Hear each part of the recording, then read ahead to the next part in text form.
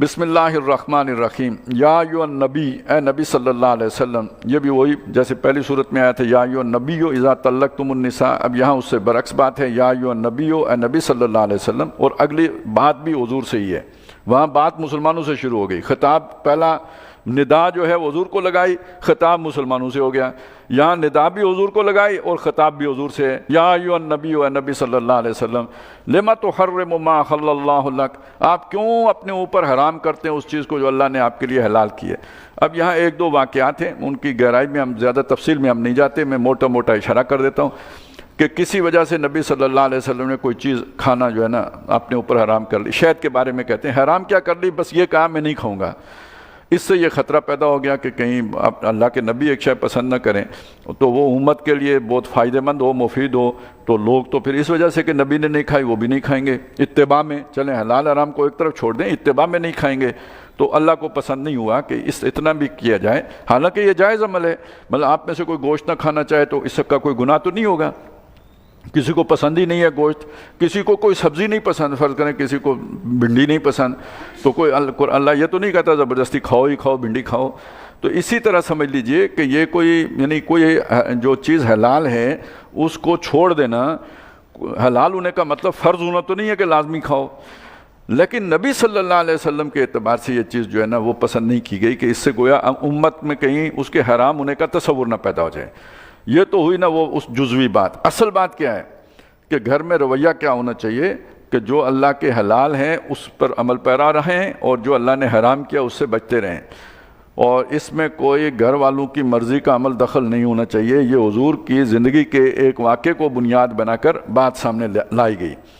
تو فرمایا یا ایھا النبی لما تحرم، آپ نے کیوں حرام کیا ما حل اللہ لک، جو اللہ نے آپ کے لیے حلال کیا۔ تبتغی مرضات ازواجک، کیا آپ اپنی بیویوں کی خوشنودی کے خواہش مند ہیں، ان کو راضی کرنا چاہتے ہیں۔ واللہ غفور، اچھا ان کو راضی کرنا کوئی بری بات نہیں ہے، یہ راضی رکھنا بری بات نہیں ہے، لیکن یہ کہ بہرحال سب سے بڑا حق تو اللہ کا ہے۔ یہ یہاں جب ٹکراؤ آئے گا نا وہاں پہ پھر سب نیچے ہو جائیں گے، اللہ سب سے اوپر رہے گا۔ یہ ہے وہ بیلنس جو قائم رکھنا ہے۔ واللہ غفور الرحیم، اور اللہ تعالیٰ بخشنے والا بھی ہے اور مہربان بھی ہے۔ قد فرض اللہ لکم تحلۃ ایمانکم، اللہ تعالیٰ نے قسمیں کھولنا کا طریقہ آپ کو بتا دیا، فرض کر دیا ہے کہ کیسے کھولی جائے گی۔ وہ ہم نے سورہ مائدہ میں پڑھ لیا تھا، وہ قسم کھولنے کا کفارہ کیا ہے۔ واللہ مولاکم، اور اللہ تعالیٰ آپ کا مولا ہے، مالک ہے۔ وہو العلیم الحکیم، اور وہ سب علم بھی رکھتا ہے اور وہ حکیم بھی ہے، حکمت والا بھی ہے۔ ایک معاملہ تو یہ ہو گیا تھا، ایک معاملہ اور تھا، وہ کوئی راز کی بات تھی، ایک اپنی زوجہ محترمہ کو بتائی تو ساتھ بتا دیا، کسی اور کو نہیں بتانا۔ انہوں نے دوسری زوجہ کو بتایا، باہر کسی کو نہیں، کسی گھر سے باہر کسی کو نہیں، اپنی ہی کوئی سوکن کہتے ہیں جیسے ہم، تو اپنی سوکن کو بتا دی۔ اللہ تعالیٰ کو یہ بھی پسند نہیں ہوا۔ یعنی اس میں جو اشارہ ہے کہ میاں بیوی کا تعلق جو ہے وہ ایک ایسا تعلق ہے کہ وہ اپنی سیکریسی کو برقرار رکھیں۔ سورہ بقرہ ہم نے پڑھا تھا وہ ایک دوسرے کا لباس ہے، تو لباس ہی اگر کسی کے عیب کھولنا شروع کر دے تو پھر لباس ہونے کا فائدہ تو کوئی نہیں۔ تو جیسے لباس انسان کے عیب چھپا کے رکھتا ہے، ایسے میاں بیوی ایک دوسرے کے راز چھپا کے رکھیں، وہ کسی اور کے سامنے نہ کھولیں۔ اس سے ان کے درمیان محبت بھی بڑھے گی، اعتماد کا رشتہ بھی قائم ہوگا، اور یہ گھر کی وہ ضرورت ہے جس سے گھر خوبصورتی سے چلے گا۔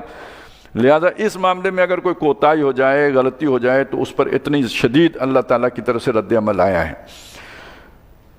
وَإِذْ أَسَرَّ النَّبِيُّ إِلَىٰ بَعْضِ أَزْوَاجِهِ حَدِيثًا، اور یاد کرو کہ جب نبی نے اپنی بیویوں میں سے کسی کو کوئی بات رازدارانہ طریقے سے بتائی، فَلَمَّا نَبَّأَتْ بِهِ، تو جب اس بیوی نے اس راز کی بات کو بیان کر دیا دوسری بیوی سے، یعنی وَأَظْهَرَهُ اللَّهُ عَلَيْهِ، اور اللہ تعالیٰ نے اس بات پر خبردار کر دیا اپنے نبی کو، عَرَّفَ بَعْضَهُ وَأَعْرَضَ عَن بَعْضٍ، انہوں نے کوئی بات بتا بھی دی اور کوئی ساری کھولی بھی نہیں، لیکن ایک درجے میں بتا دیا کہ وہ راز اب افشا ہو گیا۔ فلما نباہا بہی، تو جب نبی نے جو بھی جس بیوی کو راز بتایا تھا اس سے یہ کہا کہ تم نے یہ راز نہیں رکھا، قالت، وہ آگے سے تڑک کر بولی، من انباک ھذا، آپ کو کس نے بتایا؟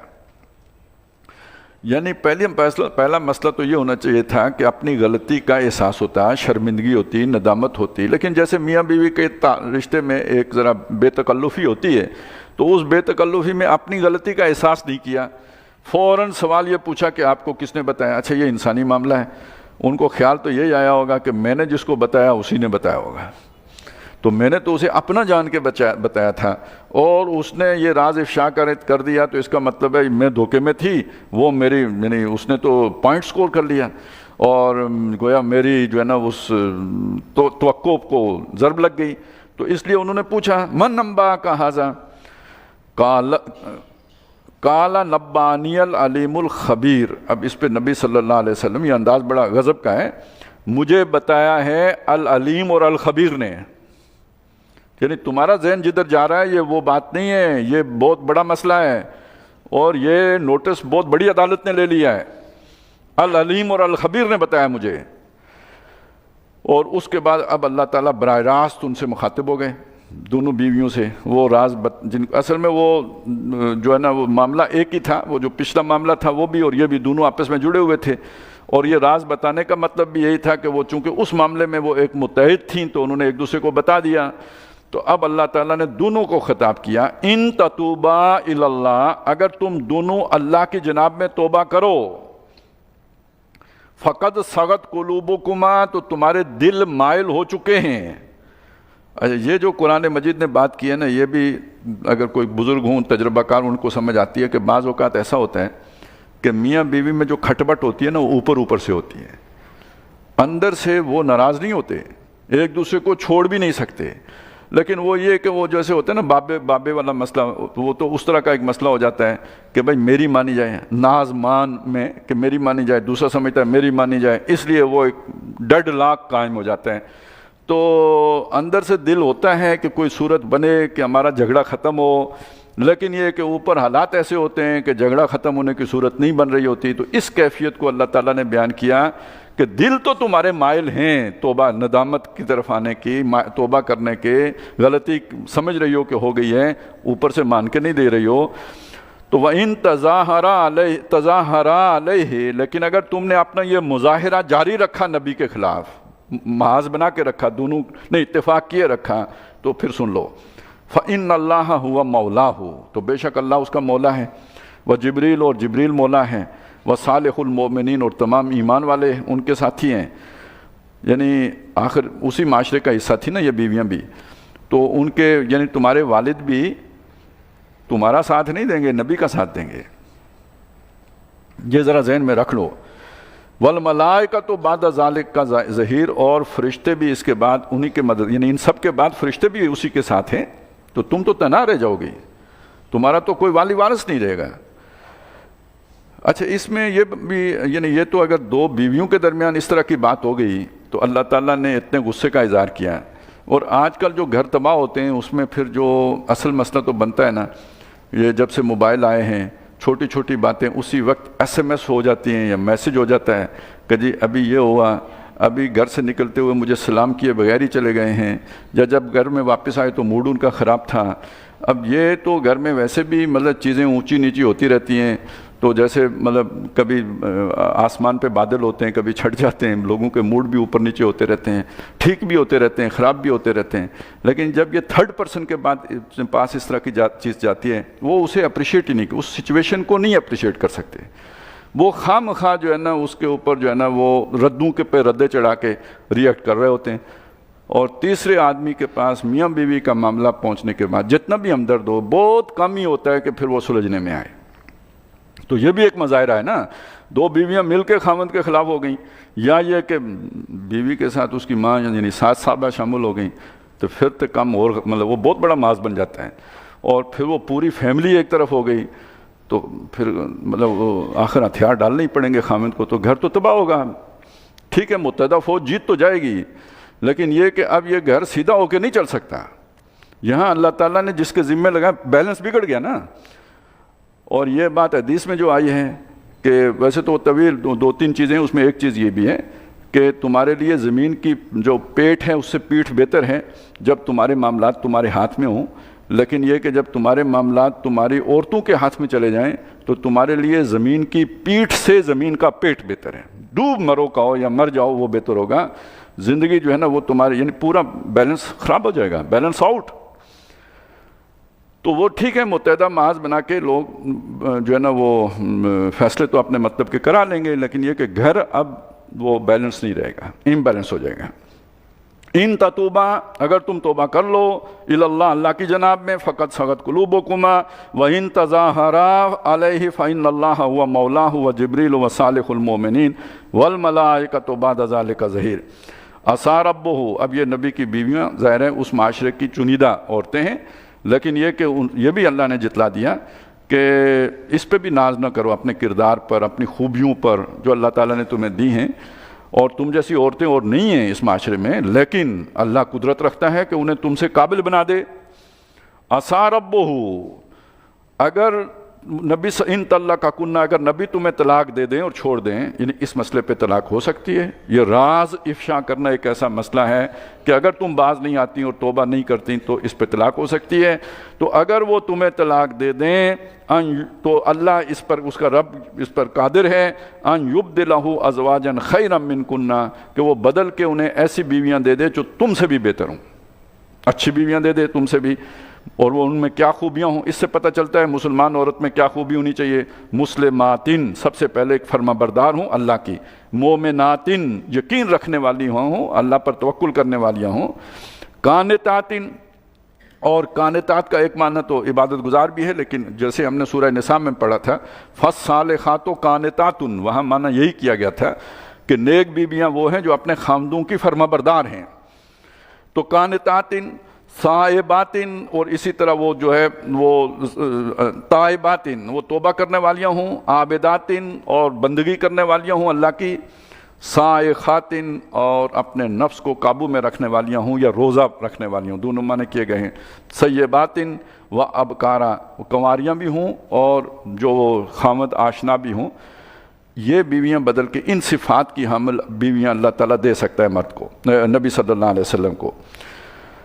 یہ تو ہو گئی جی گھر کے معاملے میں اصولی رہنمائیاں دینے کے بعد اب مرد کو، یعنی گھر کا جو بھی ذمہ دار ہے اللہ نے مرد کو بنایا، بیوی کو یہ بتایا کہ اس کی اطاعت کرنی ہے، اس کے رازوں کی حفاظت کرنی ہے، یہ تمہارے گھر کا عمل صالح ہے۔ آگے اب یہ ہے مرد کی کیا ذمہ داری ہے۔ یا ایھا الذین آمنوا، اے وہ لوگوں جو ایمان لائے ہو، قوا انفسکم و اہلیکم، بچاؤ اپنے آپ کو بھی اور اپنے گھر والوں کو بھی، نارن، اس آگ سے، وقودھا الناس والحجارہ، جس کا ایندھن جو ہے وہ پتھروں کے، انسانوں کے ساتھ ساتھ پتھر بھی ہوں گے، یعنی بہت شدت والی آگ ہوگی، پتھروں کو بھی راکھ کرے گی۔ علیہا ملائکۃ، اس پر فرشتے تعینات ہوں گے، غلاظ، تندخو ہوں گے۔ گھر کے معاملات بگڑنے میں نرمی کا بہت عمل دخل ہوتا ہے، بیجا لاڈ پیار کا اور نرمی کا، اور وہ اس کے پیچھے محبت کا جذبہ ہوتا ہے۔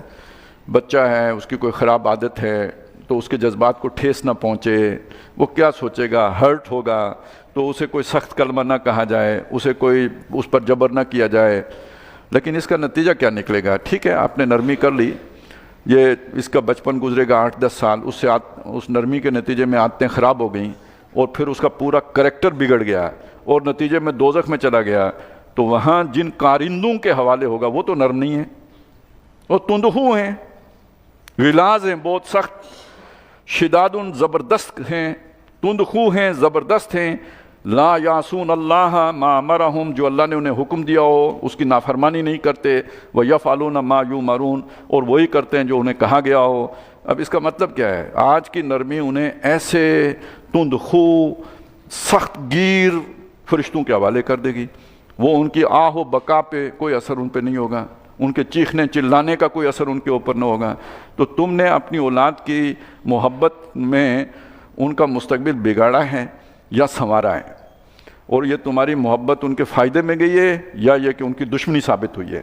تو اس لیے بعض اوقات دل پر پتھر رکھ کر سختی کرنی پڑتی ہے، کردار سنوارنے کے لیے، کردار بنانے کے لیے۔ اچھا یہاں پہ جو بات آئی نا کہ اس آگ سے بچنا کیسے، یہ تو آ گیا نا، اپنے آپ کو بھی بچاؤ اور اپنی اولاد کو بھی آگ سے بچاؤ۔ اس کا مطلب کیا ہے؟ کیسے بچائیں؟ یہ اسی سلسلے میں ہم پڑھائے ہیں۔ بچنے کا طریقہ یہ ہے، وہ تجارت بتائیں کہ جو تمہیں بچائے اس دردناک عذاب سے، हल अदुल्लुकुम अला तिजारतिन तुंजीकुम मिन अज़ाबिन अलीम, तुम्हें भी बचाएगी तो ज़ाहिर है तुम्हारी औलाद को भी वही तिजारत बचाएगी। वो क्या है? तुमिनून बिल्लाहि व रसूलिही व तुजाहिदून फी सबीलिल्लाहि बिअमवालिकुम व अनफुसिकुम, अल्लाह पर और उसके रसूल पर ईमान रखो और अल्लाह की राह में अपने मालों और जानों के साथ जिहाद करो। ये वो तिजारत है जो तुम्हें दर्दनाक अज़ाब से बचाएगी। तो अपने घर वालों को भी बचाना है तो यही तिजारत पढ़ानी पड़ेगी, यही सिखानी पड़ेगी, यही जो है ना उनके आदाफ में सामने रखनी पड़ेगी। तो तुम भी बच जाओगे, वो भी बच जाएंगे। या अय्युहल्लज़ीना कफ़रू, है वो लोगों जिन्होंने कुफर किया है, ला तातज़िरुल यौम, आज के दिन माजरतें पेश न करो, ये हो गया था, वो हो गया था, अल्लाह इस तरह कोई माजरत कबूल नहीं होगी। इन्नमा तुजज़ौना मा कुंतुम तामलून, तुम बदले में वही दिए जा रहे हो जो तुम किया करते थे। ये हमने कोई जुल्म नहीं किया, ये तुम्हारे आमाल हैं जो आग बन के आज ज़ाहिर हो गए हैं। या अय्युहल्लज़ीना आमनू, है वो लोगों जो ईमान लाए हो, ये है वो मंजर, इसे ज़हन में रखो।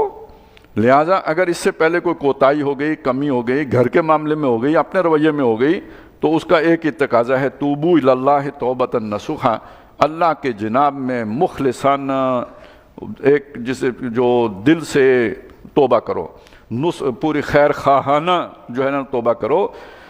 ऊपर से अस्तगफिरुल्लाह की जो है ना तस्बीह करने की बात नहीं है, पूरी खुलूस और इखलास से अल्लाह की जनाब में तौबा करो।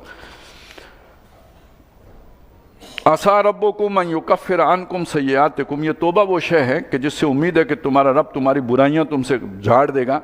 व युदखिलकुम जन्नातिन तजरी मिन तहतिहा अल-अनहार, और तुम्हें दाखिल फरमाएगा उन बागात में जहाँ नहरें चलती हैं। यौम ला युख़ज़िल्लाहु नबी वल्लज़ीना आमनू माहु, उस दिन के जिस दिन अल्लाह ताला न रुसवा करेगा नबी को न उनके साथ ईमान लाने वालों को।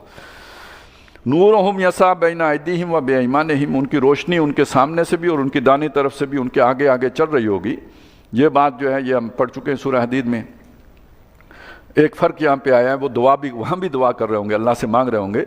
यकूलून, वो दुआ करते होंगे रब्बना अतमिम लना नूरना वगफिर लना, ए हमारे रब हमारे नूर को पूरा फरमा दे और हमें बख्श दे, हमारे गुनाह माफ़ कर दे। अब ये इस बात को समझने के लिए एक हदीस में जो अल्फाज आए हैं वो बहुत अहम है कि उस नूर की जो हुज़ूर सल्लल्लाहु अलैहि वसल्लम ने तशरीफ़ फरमाई है वो ये है कि कुछ लोगों का नूर इतना होगा, रोशनी इतनी तेज़ होगी कि मदीने से सनआ तक चली जाएगी। ये यमन का शहर है, मदीने से यमन तक वो रोशनी पहुंच रही होगी, बहुत दूर लाइट जा रही होगी, और कुछ की बस इतनी होगी कि बमुश्किल अपने पाँव में देख सकेंगे। तो किसी की ज़्यादा है, किसी की कम है। अब वो दुआ कर रहे हैं जिसकी कम है कि ये कहीं जो है ना वो डिस्चार्ज ही ना हो जाए, बैटरी होता है ना चलते चलते, जैसे मोबाइल ख़त्म हो गया तो वो भी ख़त्म हो जाती हैं। तो या अल्लाह इसे पूरा फरमा दे, यानी तोड़ पहुँचा दे, और ये जो कमी है ये दूर कर दे। 7 गुनाहों की बख्शिश की दुआ मांग रहे हैं। क्यों? यानी ये कि जैसे शीशे पे स्क्रैच पड़ जाते हैं ना तो फिर लाइट अच्छी नहीं पड़ती, तो ये दर हकीकत इस रोशनी की कमी नतीजा है हमारे गुनाहों का। तो मैंने आपको बताया था ना, एक सूरत तो ये है ना दोज़ख में जाके शीशा साफ़ करवा के फिर वो जो दरवाज़ा दीवार के अंदर था उससे गुजर के जन्नत में आए। तो अल्लाह हमारी जो है ना इस रोशनी को पूरा फरमा दे। ये जो हमारे गुनाहों के असरात हमारी रोशनी को डिम कर रहे हैं, इन असरात से हमें महफूज फरमा। रब्बना अतमिम लना नूरना वगफिर लना इन्नका अला कुल्लि शैइन कदीर, बेशक तू हर शय पर कादिर है।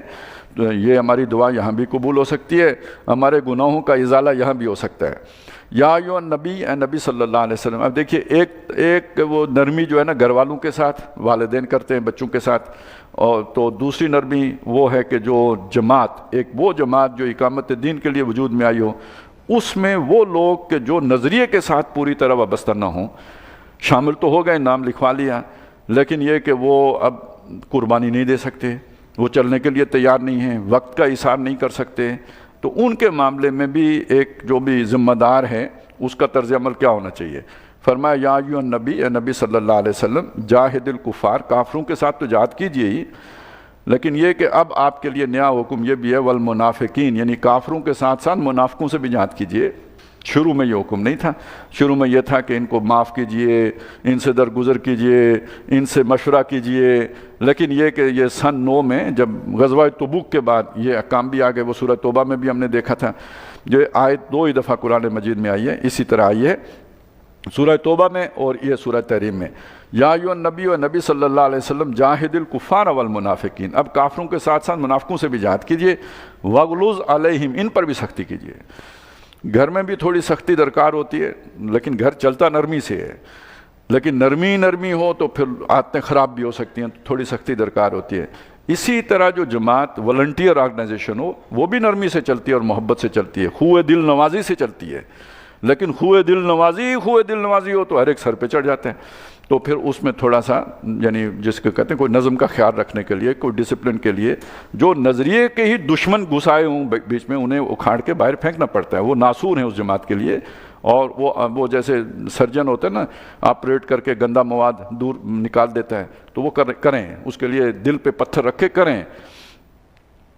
وَمَأْوَاهُمْ جہنم، باقی آگے ان کا ٹھکانہ دوزخ ہے۔ ظاہر ہے حضور کی جماعت میں جو اس طرح کا عنصر ہوگا تو وہ تو پھر حضور سے نکل کے تو من شذ فی النار، کیونکہ وہاں سے جو نکلا وہ تو جائے گا آگ میں۔ باقی کسی جماعت کی یہ حیثیت نہیں ہے، یقیناً نہیں ہے، لیکن جو اس کے لیے یعنی جس مقصد کے لیے بنی ہے وہ جماعت، اس مقصدی کے ساتھ جس کی وابستگی نہ ہو اسے یا اس کے بالکل ہی الٹ۔ یہ تو ایسی بات ہے کہ مسلم لیگ پاکستان بنانا چاہتی ہے، 1906 سے لے کے 1947 تک کے دور کو آپ ذہن میں رکھیں، اور اس کے اندر وہ بندہ بھی شامل ہو جو متحدہ ہندوستان کا داعی ہو، تو کوئی تک بنتی ہے؟ تو ایک جس مقصد کے لیے کوئی جماعت بنی ہوئی ہو، اس مقصد کے اندر ان لوگوں کی کوئی گنجائش نہیں ہوتی جو اس مقصد کے ساتھ ہم آہنگ نہ ہوں۔ وَبِئْسَ الْمَصِيرُ، ہاں وہ جماعت تو بنی ہے اقامت دین کے لیے، شعبہ تربیت اس کا سارا صوفیوں کے حوالے ہو، تو پھر یہ کہ رنگ تو لائے گی ایک دن فاقہ مستی ہماری، تو وہ کچھ نہ کچھ تو پھر الٹا ہو کے رہے گا۔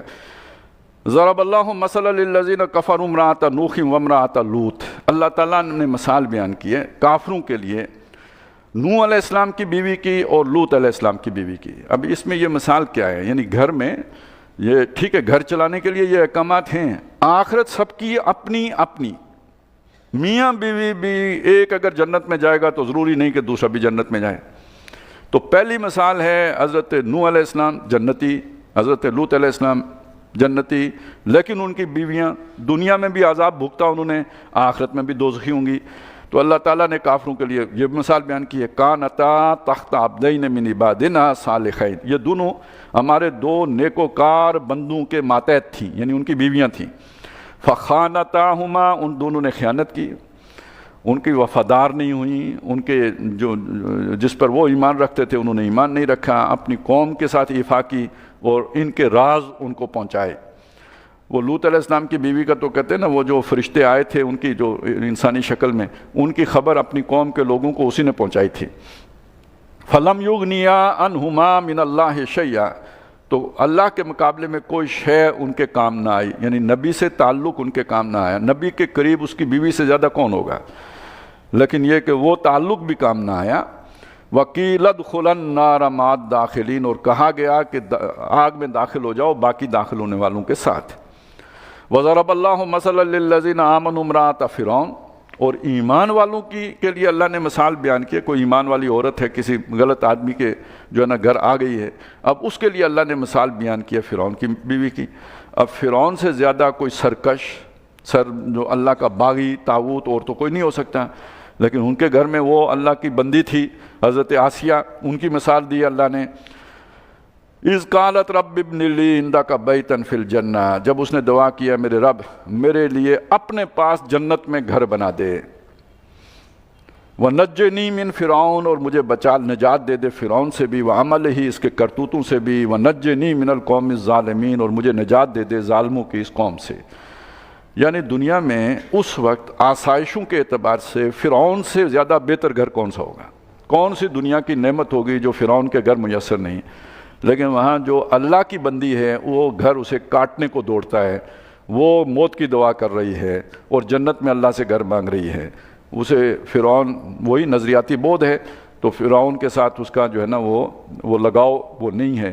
تو آخرت میں فرعون تو جائے گا دوزخ میں، لیکن اللہ تعالیٰ ان کو جنت میں ٹھکانہ دیں گے۔ اس کا مطلب کیا ہوا ہے؟ عورتوں کو یہ بات سمجھائی گئی کہ وہ دنیا میں تمہارا جو کردار ہے وہ اپنی جگہ پہ اللہ نے اب کسی کو فرعون کے ساتھ باندھ دیا ہے، لیکن یہ کہ آخرت میں اپنی اپنی ہے جنت یا اپنی اپنی ہے دوزخ، اپنی اپنی کمائی پہ ملے گا۔ نوح علیہ السلام اور لوط علیہ السلام کی بیویوں کو ان دو کی وجہ سے جنت میں نہیں لے جایا جائے گا، اور فرعون کی بیوی کو فرعون کی وجہ سے دوزخ میں نہیں لے جایا جائے گا۔ وہ جنہوں نے جو کمائی کی ہے اس کو وہی ملے گا۔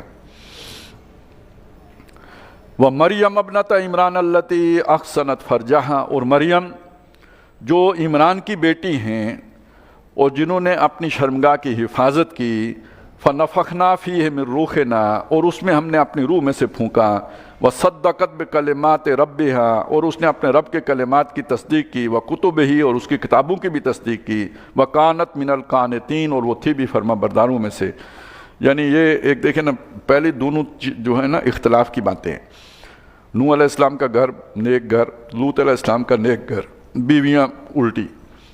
اس کے برعکس کیفیت ہے فرعون کا برا گھر، بیوی نیک۔ یہ جو تیسری کیفیت ہے یہ کیا ہے؟ ماحول بھی بہت سازگار بہترین، حضرت زکریا نے پروان چڑھایا، پرورش پائی، ہیکل میں رہتی ہیں، اس سے بہتر ماحول اس وقت دنیا میں اور کوئی ہے نہیں، وہ خود بھی بہت نیک پارسا، تو یہ گویا نور علی نور کی مثال ہے۔ تو ان کے لیے تو کوئی مسئلہ ہی، کوئی کانفلکٹ ہی نہیں ہے، ان کے لیے اللہ تعالیٰ نے جو ہے نا وہ ان سے وہ تو بغیر پریشانی کے گویا جنت میں گئی۔ اب ایک وہ خانہ خالی رہ گئے ہیں، بری عورت برا مرد، اور وہ علیحدہ صورت ہم جو ہے نا پرسوں شاید انشاءاللہ پڑھ لیں گے، تبت یدا ابی لہب وتب ما اغنی عنہ مالہ وما کسب۔ یعنی وہ یہ فیصلہ کرنا مشکل ہے کہ عورت زیادہ بری تھی یا مرد زیادہ برا تھا، لیکن یہ کہ دونوں کا ذکر اللہ تعالیٰ نے اکٹھا کیا ہے۔